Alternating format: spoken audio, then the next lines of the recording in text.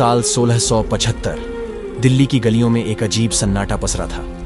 लाल किले के बाहर हजारों की भीड़ थी, लेकिन हर चेहरा डरा हुआ, क्योंकि आज एक संत नहीं, एक शेर गुरु तेग बहादुर जी अन्याय के सामने खड़ा था। औरंगजेब के दरबार में कहा गया, इस्लाम कबूल करो वरना मौत के लिए तैयार हो जाओ। गुरुजी मुस्कुराए और बोले, धर्म को तलवार की नोक पर थोपना अधर्म है। हम सिर कटवा सकते हैं पर धर्म नहीं बेच सकते। और वही हुआ। गुरु तेग बहादुर जी ने कश्मीरी पंडितों की रक्षा के लिए अपने शीश का बलिदान दे दिया, लेकिन यह बलिदान व्यर्थ नहीं गया।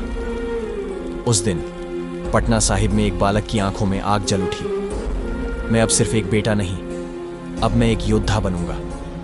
वो बालक था गोविंद राय। वर्षों बीते, अब गोविंद राय का प्रशिक्षण शुरू हो गया। तलवार, घुड़सवारी, धनुष बाण, युद्ध नीति, हर कला में वो निपुण हो रहा था। लेकिन उसका सबसे बड़ा हथियार था धर्म का ज्ञान और सत्य के लिए संकल्प। साल 1699, आनंदपुर साहिब, बैसाखी का दिन। हजारों लोग एकत्र थे। गुरु गोविंद राय मंच पर खड़े हुए, चेहरे पर दिव्य तेज।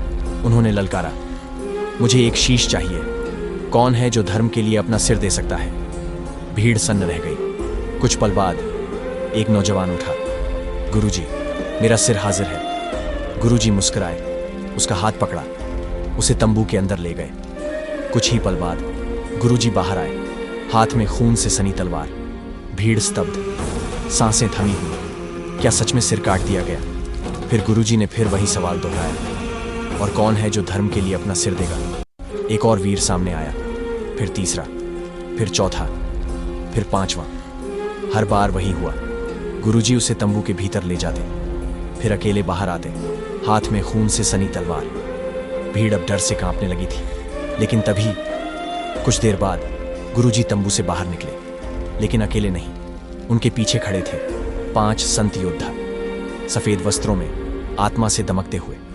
गुरुजी बोले, ये हैं मेरे पंच प्यारे, जिन्होंने बिना हिचक धर्म के लिए अपने सिर देने की हिम्मत दिखाई। फिर गुरुजी ने वहीं खुद को अमृत पिलवाया और बोले, आज से मैं गोविंद राय नहीं, अब मैं हूं गुरु गोविंद सिंह।